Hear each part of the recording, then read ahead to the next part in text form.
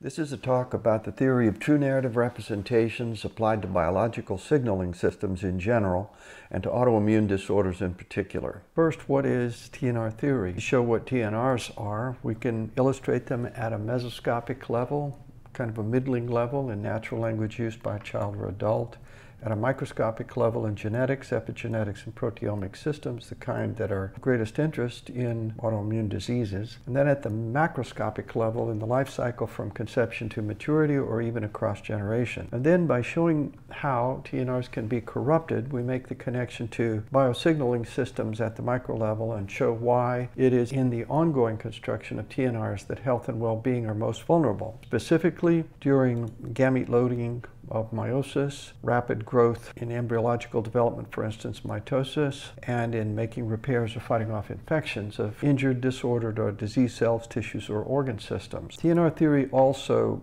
offers an explanation as to why the major histocompatibility complex system is the most polymorphic gene cluster of the mammal genome, as argued by Arango et al. At the Congress on Autoimmunity in Leipzig 2016. To define TNRs at the mesolevel of natural language system, let's first exemplify what a child's first word might be. For instance, might be up, meaning pick me up, or bye-bye, meaning the child notices that somebody's taking leave, or it could be mama, to call her attention or to refer to her when she's present. Then we've got forms like daddy, hot, and no, which are also common first words and would be TNRs if used appropriately. Or suppose I flip a coin and I call the result of the coin flipping to be heads, when the coin in fact comes up with the heads showing. In all these cases, the resulting representation is a TNR, and it has the peculiar three-part structure, all these elements stand in agreement with each other. It's a narrative because the object represented is situated in events that unfold in space and time. It's also a representation because the symbol is used to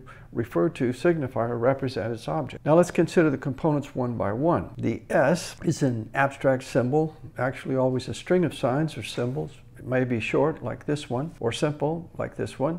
But the string could be long and complicated, spelling out the details of a coin toss, say, preceding a Super Bowl with all of the histories of the players and the people who are going to call the game and all the history of the previous Super Bowls, etc. In addition, there's an active mapping involving movement, speech that produces the word that is associated with the object, and then there is the object itself, the particular object. At a mesoscopic level, let's say the baby says mama and uses the word appropriately to refer to mom. Next, a microscopic example. Nierenberg and colleagues discovered the first mapping of the genetic code where UUU, which comes of course from CCC in the DNA, is mapped onto phenylalanine, an important amino acid found in breast milk. We have the symbol RNA, UUU, indexically mapped onto the amino acid phenylalanine. Next, a macroscopic example. The whole body can be expressed in every intact human genome, carried through from gestation at birth, and then the child growing and developing, learning to crawl, then walk, then adolescence. We could also use, for another example, we might refer to development across generations. The Matryoshka Russian dolls seem to suggest that kind of thing. The relationship between grandparents, parents, and children, and so forth, dependent on an unending stream of reproduction that must proceed swimmingly based on TNRs. Meaning, in the sense of material content, information about the real world can only be discovered through TNRs. Here's a summary of the proof. Take any instance that you like of a TNR. Say a coin toss or an experimental outcome reported truthfully. A genome that's registered and interpreted successfully from conception to maturity. Successful reproduction across generations provide many instances of TNRs. All these are TNRs. But we can systematically degenerate any TNR by removing its object or part of that object so that the interpreter has to imagine the missing part. In doing that, we derive the form of all fictions. If I ask you to imagine my flipping of a coin that comes up heads, you must imagine the coin and all the rest. You have to supply the object. A gene not turned on is a fiction, a possibility with one or many hypothetical proteins, say, as its imaginary object. Errors are even more complicated and farther removed from TNRs. In an error, two components are imperfect. The object is imperfect. It's not indicated by the sort of signal that ought to be used. For instance, if we say heads when tails is showing on the coin, the material fact is not the one indicated. But at the same time, if I say tails when the coin shows heads, the string of symbols is also imperfect. So an error is always imperfect in two of the parts of a TNR. In every error, there's a double information loss. In genetics, errors can be caused by various factors such as toxicants, radiation, electromagnetic interference, and they all tend to produce disorders, diseases, and sometimes death. The many autoimmune diseases seem always to involve the class of errors. Next, consider lies. In a lie, suppose O.J. was in LA killing Nicole, not in Chicago as he claimed. The object, the sign, and also the linking are corrupted. In genetic systems, it's possible for pathogens such as certain viruses and perhaps prions to deceive some of the self cells and the immune defense system. So lies too are involved in autoimmune disorders. Further, corruption can be achieved by scrambling a string of signs or otherwise distorting the symbols to make any possible meaning obscure or to make it completely inaccessible. Further corruption is possible by just completely erasing the sign. Between the limits of an erased sign and a TNR, there is an actual physical loss of information at each transition, per proofs introduced many years ago by Edwin Thompson Janes. He showed that irreversibility is not merely a loss of human information, but an experimental fact. We can get from TNRs to all the other signs to the extent that they have any material meaning, but we cannot go in the other direction. To intuitively see that the proof is complete, we need a couple more steps. Imagine a string of symbols, S sub U, of unknown meaning, say in a foreign language or any language not yet deciphered. How will a child or a geneticist or a cryptologist discover the meaning of that symbol string? If we're given a TNR applied in the normal conventional way, discovering the meaning of the string is possible by using the object as a scaffold to climb up on and to supply the abstract meaning of the symbol. What about using a fiction or an error or a lie or a scrambled string or distorted string that's meaningless or complete absence of a string to guess the meaning of S sub U? It's not possible to do that precisely because S sub U can't be used as a scaffold to build the meaning of the fictional part that has to be imagined because we don't know the meaning of S sub U. That's why it's called a string of unknown meaning. Therefore, with all of the details set aside, the proof is complete because the irreversibility holds at every step of the derivation from TNRs on the one hand through fictions, errors, lies, scrambled nonsense, and complete absence of a sign. Looking closely at the dynamics of any TNR, we discover that the symbol outranks the pi mapping, and the pi mapping outranks the material object onto which the symbol string is mapped. Moreover, the truth of the TNR is in the whole relation. It does not reside in the coin, for instance, in our coin tossing example, but in the TNR.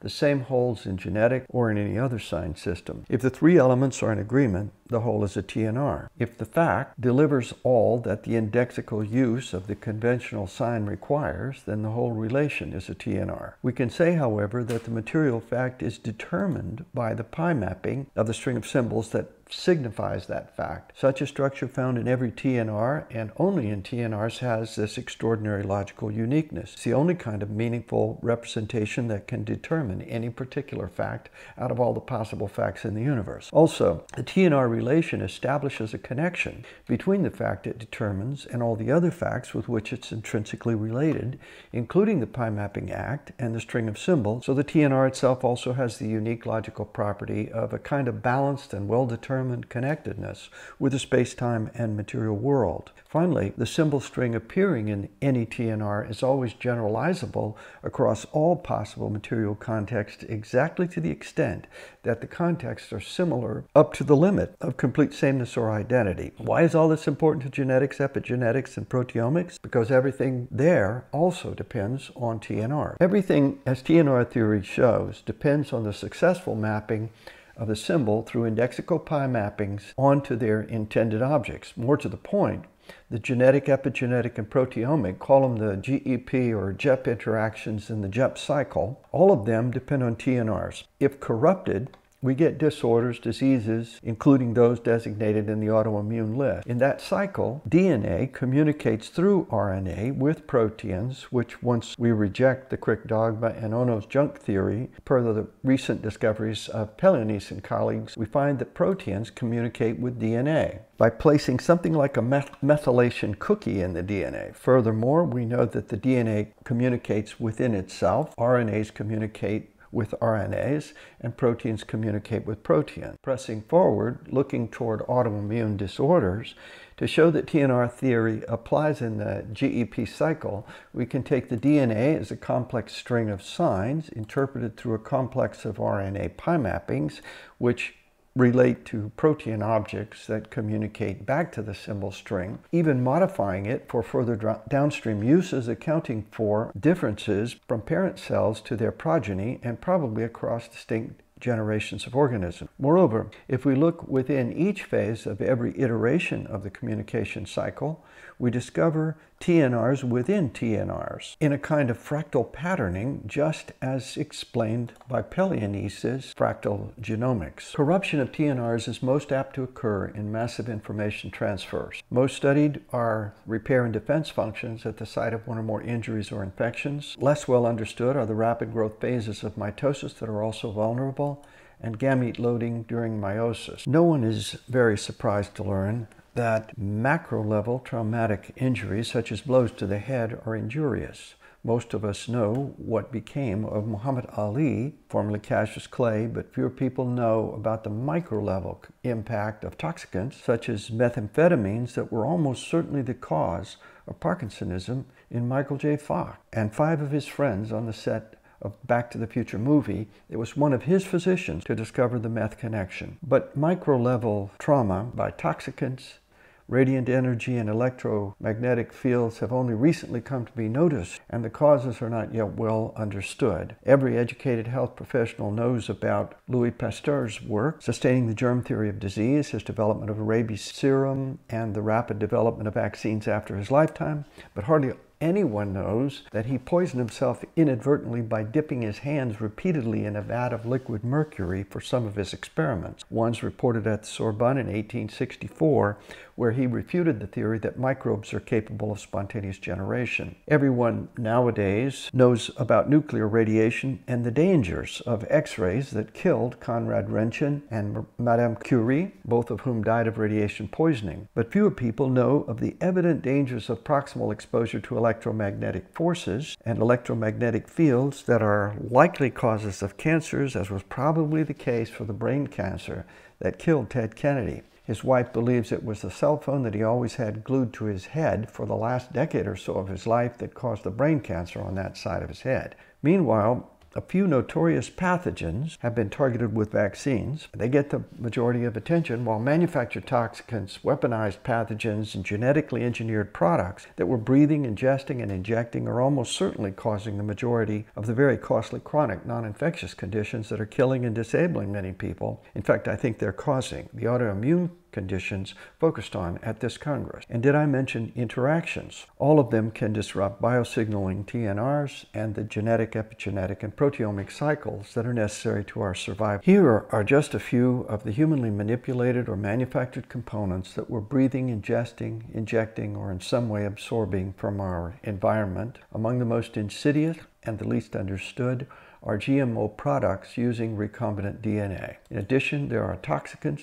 that are known to interact with the GMO products, and finally, there are manipulated pathogens, viruses in multivalent vaccines, adjuvants, conjugates like the World Health Organization birth control vaccine, and so forth. Pathogens seem to get the most attention, but are probably less involved in autoimmunity than the many medical toxicants that get into our body through medical interventions that are, ironically, designed to prevent or alleviate the impact of a very narrow range of the 10 billion pathogens our immune system can defeat. Finally, here are 2 unsurprising conclusions. If we want to stay healthy or keep patients that way, we need to protect the integrity of the TNRs in the body's biosignaling systems. This requires that we keep toxic exposures and traumatic injuries to a minimum. Also, we want to keep the immune system functioning at top efficiency.